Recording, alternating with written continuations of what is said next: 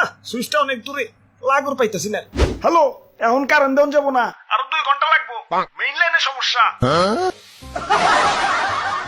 আব্বে হালা শান্তি মতো মরবারও পারুম না, এখন এই 2 ঘন্টা কি তার ধরে ঝুলে থাকুম নাকি? এই গেলাম।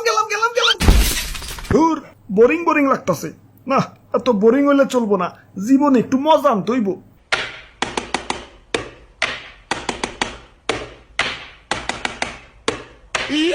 আব্বে হালা ইনি কি লোডশেডিং দিতাছো নাকি কনসার্টের ডিজে বাজাইতাছো? কানসার নিচে সুপার দেখাইত করে হালাম।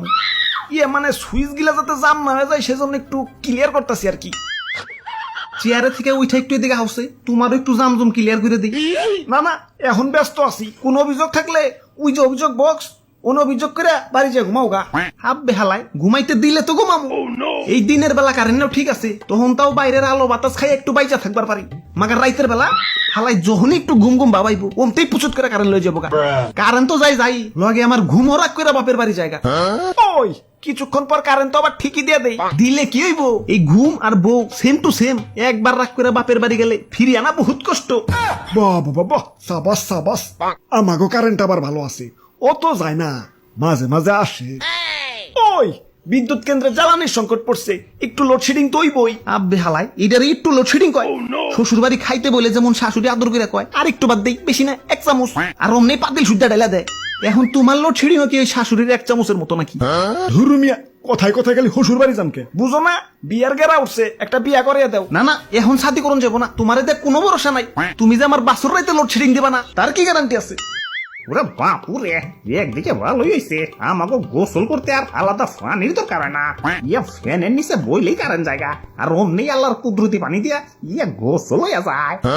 ওই কুদরতি পানি মানে? ইয়া মানে গাম।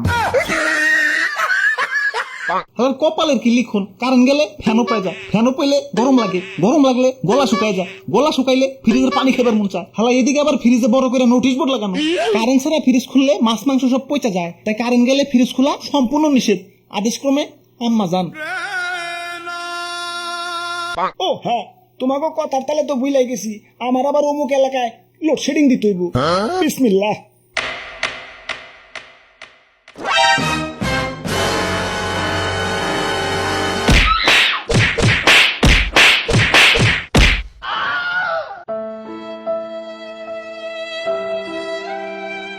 দাদু চলো, হালা রাত ভেঙে দিছি, দেখুন এবার কেমনে লোডশেডিং দেয়।